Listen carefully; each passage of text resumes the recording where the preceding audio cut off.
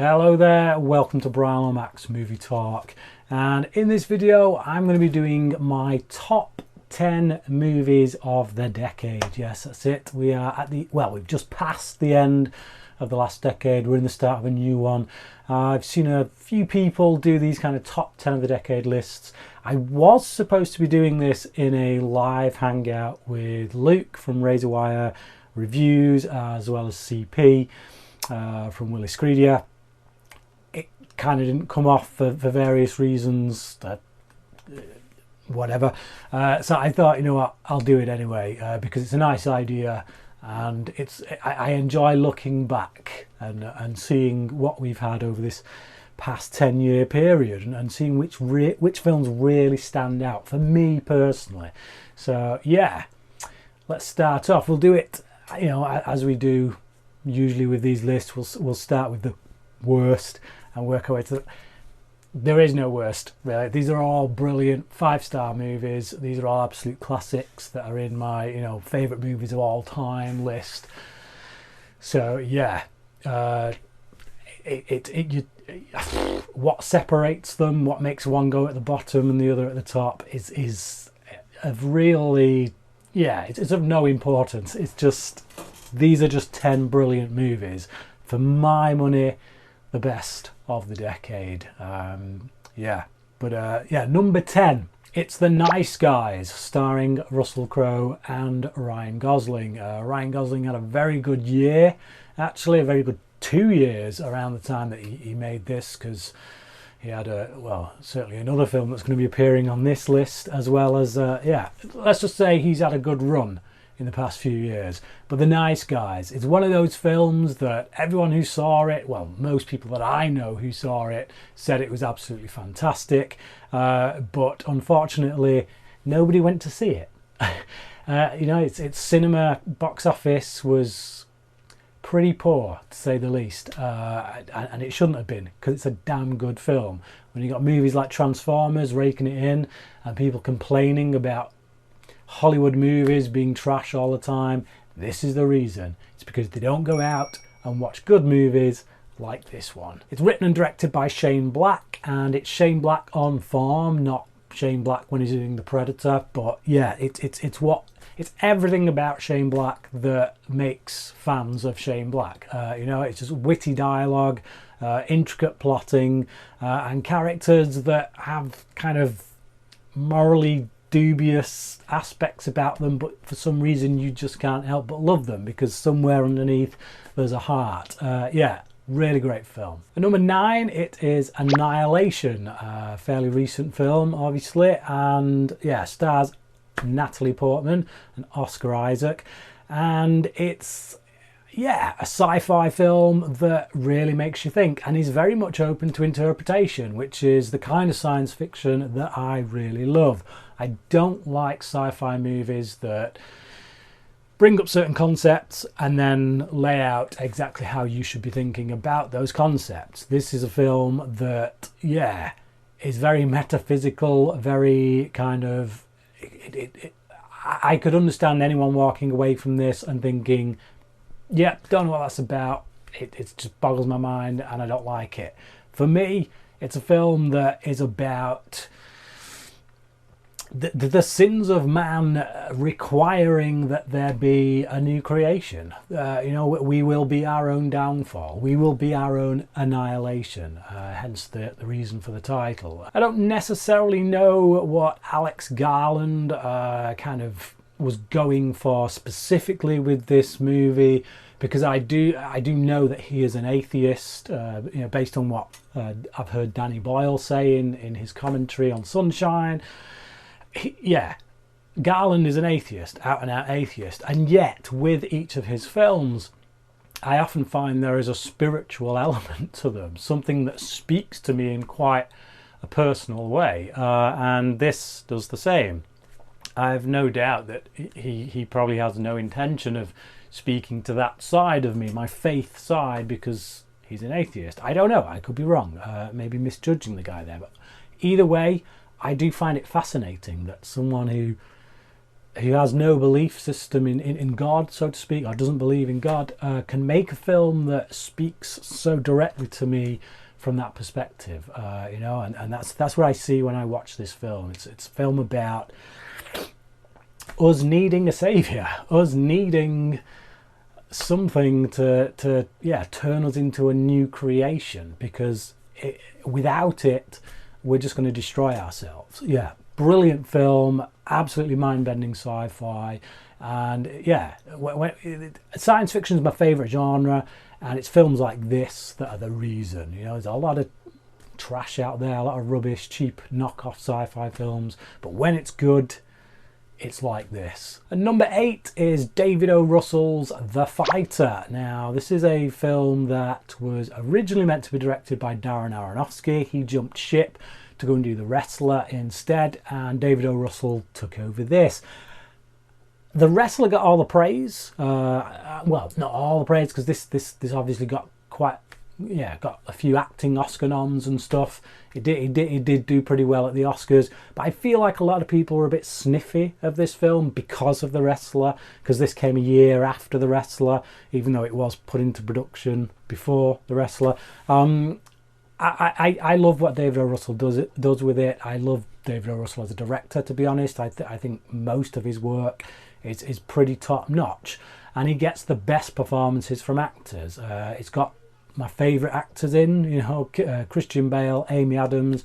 They're on brilliant form, and it's just an excellent film. For my money, the best boxing film ever made. I know a lot of people will be like, Rocky, which is definitely up there. It's probably like number 2 for me.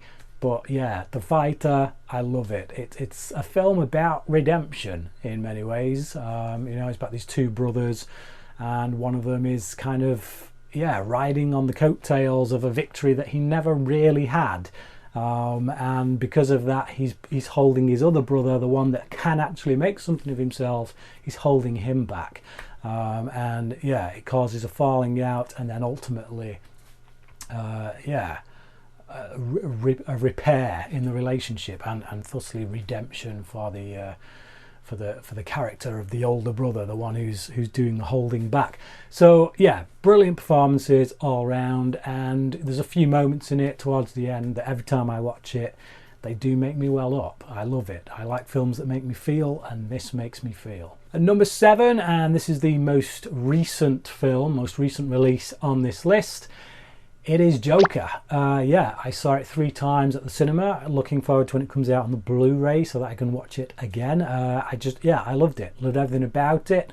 Some people criticise it by saying, it's just a Scorsese rip-off. It's Taxi Driver and King of Comedy. I've seen that before, but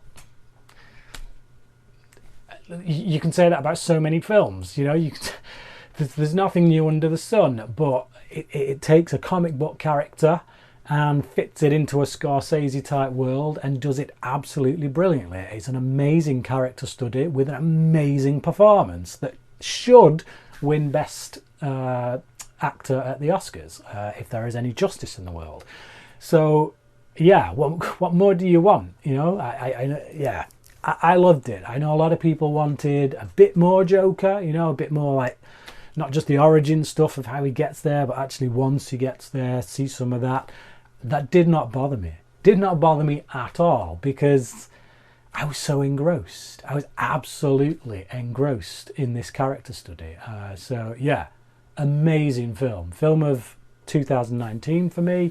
And I look forward to a sequel. I know there's talk of it. I know that the director Todd Phillips wants to put his Joker in a Batman world. I'd definitely be up for that. I'd be willing to watch that one. So absolutely brilliant stuff. Love it. At number 6, we're back to sci-fi, and it's Dawn of the Planet of the Apes. I love this film. I thought it was absolutely brilliant.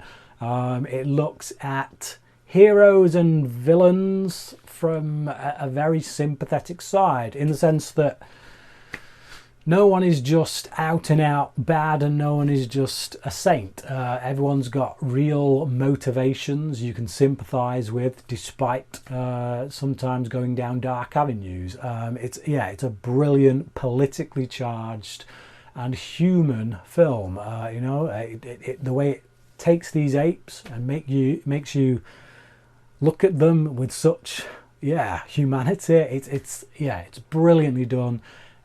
Top-notch special effects, brilliant motion capture. It's just everything about the Hollywood blockbuster movie that is great. There's a lot of blockbuster Hollywood movies that are trash, cheap. This is Hollywood doing what it does when it's on its A game. I've never been a big fan of the Planets of the Apes franchise until Rise of the Planet of the Apes. Even so, I still won't go back and watch the old ones, to be honest. But the trilogy, the latest trilogy, absolutely brilliant stuff. Absolutely love it. It's a perfect trilogy for me. One of my favourite trilogies. And this is my favourite film in that trilogy. Yeah, definitely one of the best of the decade. At number 5, sticking with science fiction again, it is Inception. Christopher Nolan, just knocking it out of the park. Just proving that a Hollywood blockbuster doesn't have to be dumb.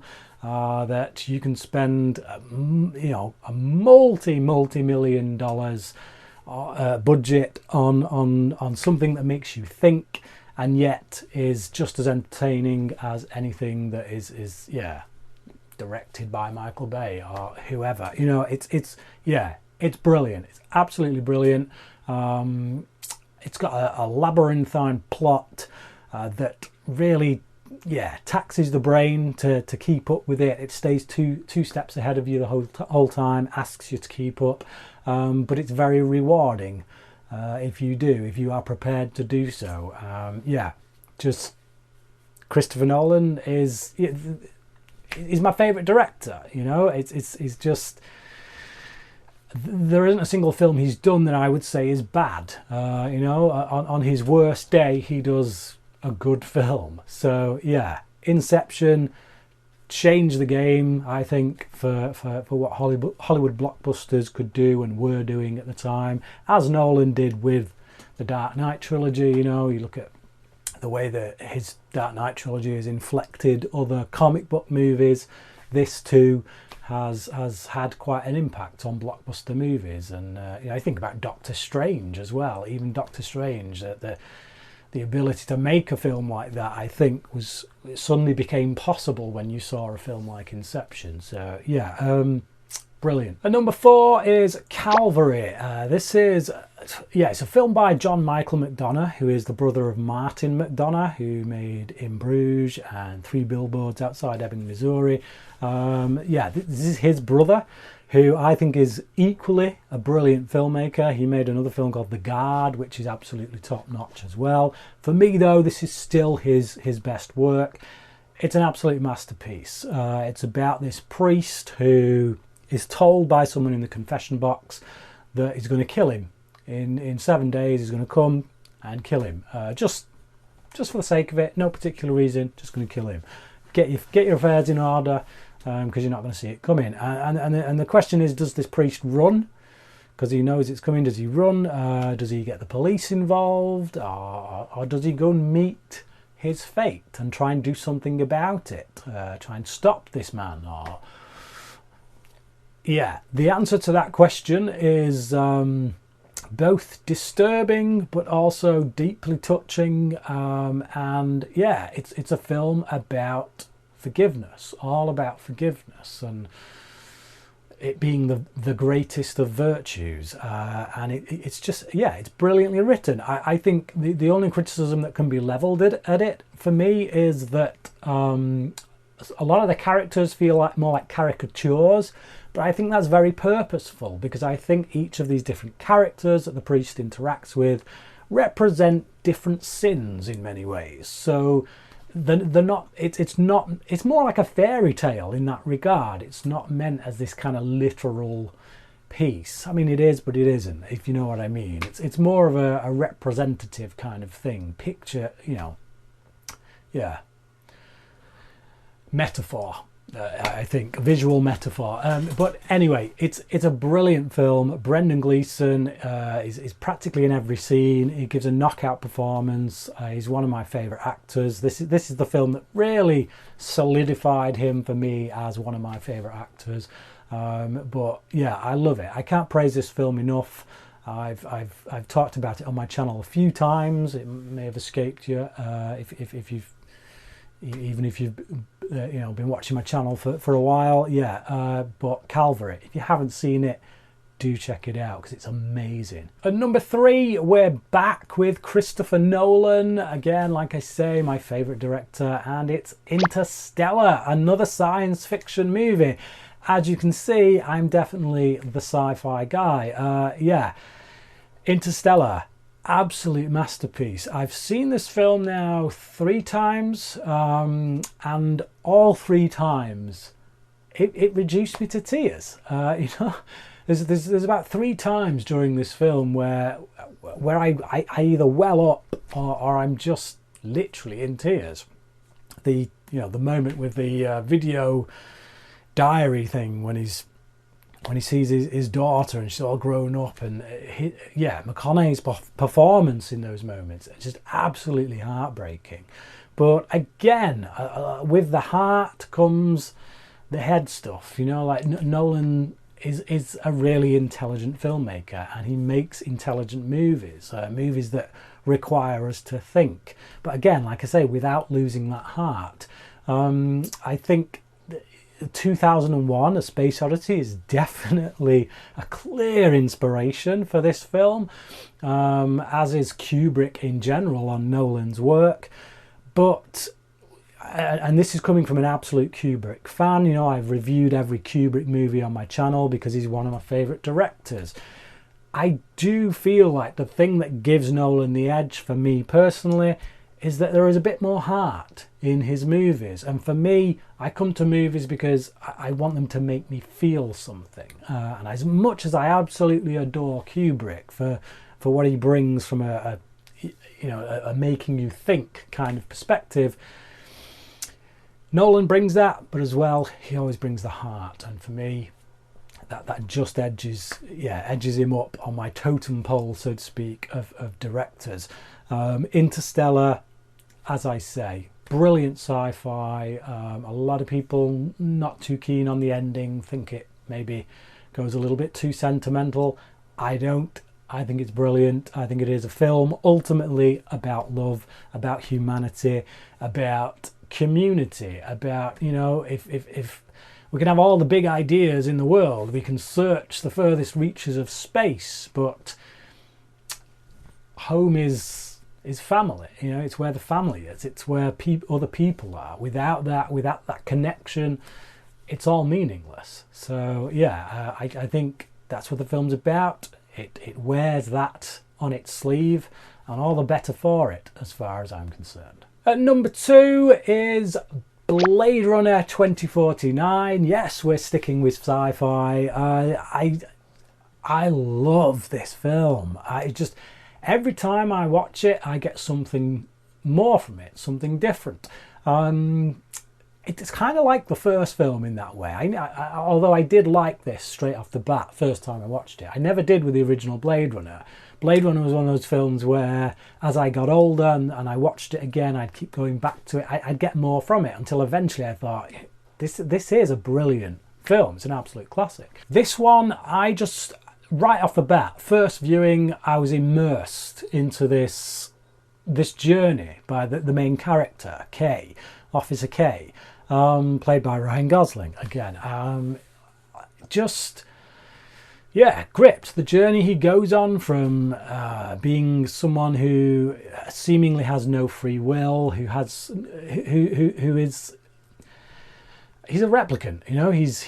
He's a mirror of humanity. He isn't humanity. He isn't human. But then he goes on this journey that gives him that sense of doing something that matters and breaking away from the system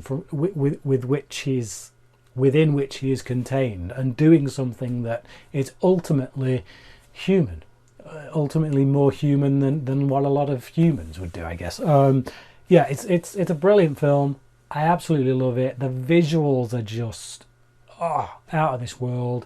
Amazing cinematography from Roger Deakins, who won his Oscar, thankfully, for this. If he didn't, he did, so it's all good. Yeah, I love it, absolutely love it. Even Deckard in this, I think, gets a lot more character work to do than he did in the original. I think that's because this builds on the original. You know, it calls back to a lot of stuff in the original. It depends on a lot of stuff from the original. So the reason a lot of this works is because we have that first one, but the two films bleed into each other so well, so brilliantly, that they really do stand together as one complete story that, yeah, it doesn't feel forced. It doesn't feel like they've just thought, cash in, let's just force a story out of nothing to for the sake of, you know, making a sequel. No, this feels like a film that was done by a team of writers who had something to say, who thought, you know what, we genuinely have an idea here. There's something that's why we're coming back. We're not coming back because we want to cash in on a sequel. We're coming back because we've had ideas and we can't get them out of our heads. That's what it feels like. And Denis Villeneuve, just, yeah, absolutely obliterates it. Just knocks it out of the park. Can't praise this film enough. It gets better with each viewing. So many other things I could talk about. I think the character of Love is a really underrated villain as well. The more I watch it, the more nuances I see in her, and the performance of the actress who plays her. I think she does an amazing job. Yeah, it's brilliant. Absolutely brilliant film. Love it. But it ain't my number one. What is my number one, and this should be no surprise to anyone, because if you've seen my channel, you know how much I've praised these movies. It's Christopher Nolan again. It's The Dark Knight Rises. Obviously, the Dark Knight trilogy, that set of films, is my favourite movies of all time. You know, if I had to list them, I'd go Dark Knight, Batman Begins, depending on the day, and then The Dark Knight Rises. Those two are really hard to put in order, but either way, they all, yeah, sit in my number one spot, because I couldn't divide them. You know, if I only had three films, they'd be the three. I love them. I love Batman. I have done ever since I was 12 years old, and this is my favourite interpretation of it. Nolan, again, just, yeah, he gives me the Batman that I want to see on screen. Christian Bale is great in the role. Tom Hardy, really just, yeah, brilliant Bane. I don't think his Bane will ever be bettered, to be honest. I think you might get one that's a bit more faithful to the comic books.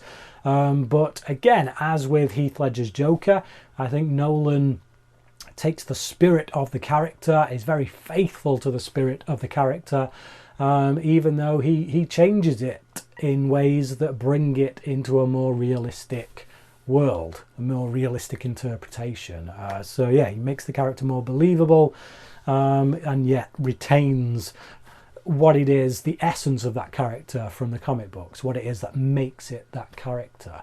And taking a lot of elements from the Nightfall story and putting them in here, as well as some of the stories from like the Bane of the Demon and things like that, and you know, that link with Ra's al Ghul and things in the comic books, brings that here. So yeah, I love it. Absolutely brilliant. It's a brilliant capper for what is, for me, a perfect trilogy. I know many will disagree, because a lot of people don't seem to like The Dark Knight Rises as much as the other two for some reason. I love it. But yeah, there you go. That is my top 10 movies of the last decade. What do you think of my choices? And what would your choices be? Do leave them down below. If you can't think of 10, at least, you know, just throw me your favourites, whatever. Tell me which ones of mine you really love and which ones you don't. But don't forget, keep it polite. There's no need to be rude. It's just an opinion, at the end of the day. Anyway, yeah, thank you for watching this video. Do click the subscribe button if you're not subscribed already, and don't forget to hit that notification bell so you don't miss any videos. And until next time, cracking.